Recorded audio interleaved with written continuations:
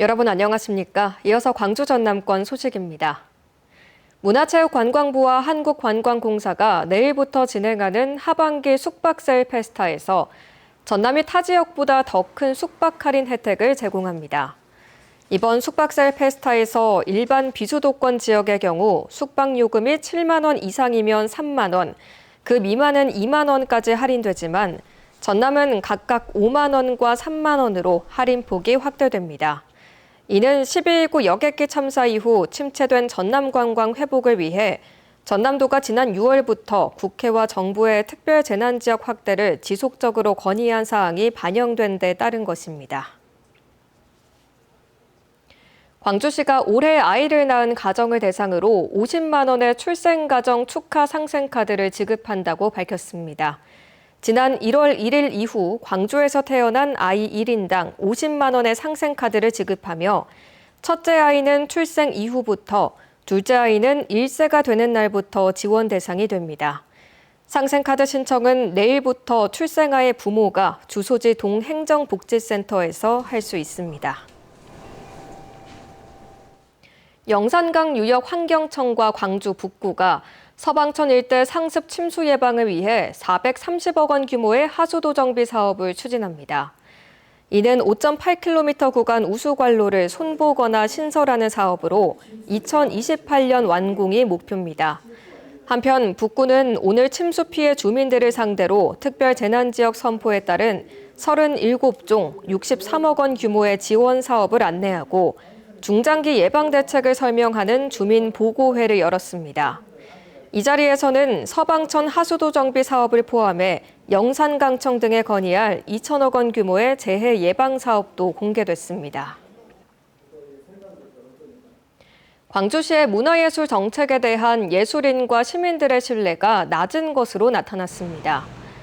광주 예술문화융성포럼은 지난달 예술인과 시민 182명을 대상으로 광주시 문화정책의 신뢰도를 조사한 결과 문화경제부시장의 정책 리더십 점수는 4점 만점에 1.66점, 예술인 행정지원 체감도는 1.89점에 머물렀다고 밝혔습니다. 이어 정치적으로 임명해온 문화경제부시장 직책을 전문가 중심의 집행구조로 전환해 문화예술 정책의 전문성과 책임성을 강화해야 한다고 제안했습니다. 국민의힘 광주시당은 오늘 안태욱 신임 광주시당 위원장이 공식 취임했다고 밝혔습니다. 취임식에는 나경원 의원과 당 관계자 등 100여 명이 참석했습니다. 안 위원장은 어려운 시기에 당세 확장과 지지율을 올리는 데 힘쓰겠다고 밝혔습니다.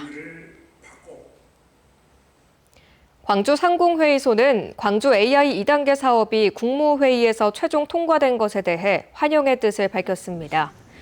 광주 상인은 광주시가 1단계 사업을 통해 대한민국 AI 산업의 중심으로 자리매김했다며 앞으로 2단계 사업을 통해 지역 기업들이 창출될 성과를 함께 나누고 협력할 수 있는 기반을 마련해 나가겠다고 밝혔습니다. 5.18 왜곡 보도를 쏟아내던 인터넷 매체 스카이데일리가 5.18 북한군 개입설은 가짜라며 다시 한번 사과했습니다. 해당 매체는 지난 5월에 이어 어젯밤에도 5.18 보도 사과드립니다라는 제목의 기사를 통해 그간의 판결과 각종 자료를 자체 분석한 결과 5.18 북한군 개입설은 허위라는 결론을 내렸다고 밝혔습니다. 하지만 관련 기사 등은 여전히 삭제하지 않고 있어 한국신문윤리위원회 등 관계기관의 중징계 처분을 의식한 조치로 해석됩니다. 전동 스쿠터 같은 개인용 이동장치 사용이 늘면서 광주에서도 매년 20여 건의 리튬이온 배터리 화재가 발생하는 것으로 나타났습니다. 광주 소방안전본부에 따르면 지역의 리튬이온 배터리 화재 건수는 2022년에는 16건, 2023년 20건, 지난해는 23건 등으로 해마다 증가 추세를 보이고 있습니다.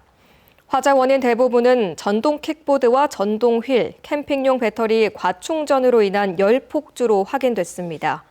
소방당국은 안전인증 제품을 정해진 시간 동안만 충전하고 가연성 물질 근처나 대피 동선에서 충전하지 말 것을 당부했습니다. 광주 북부경찰서가 일산까지 파고든 마약 범죄 대응을 위해 마약 전담반을 신설했습니다. 이는 기존의 광주 전남경찰청 마약수사대와는 별개의 조직으로 내년 1월까지 마약류 범죄만 다룰 예정입니다.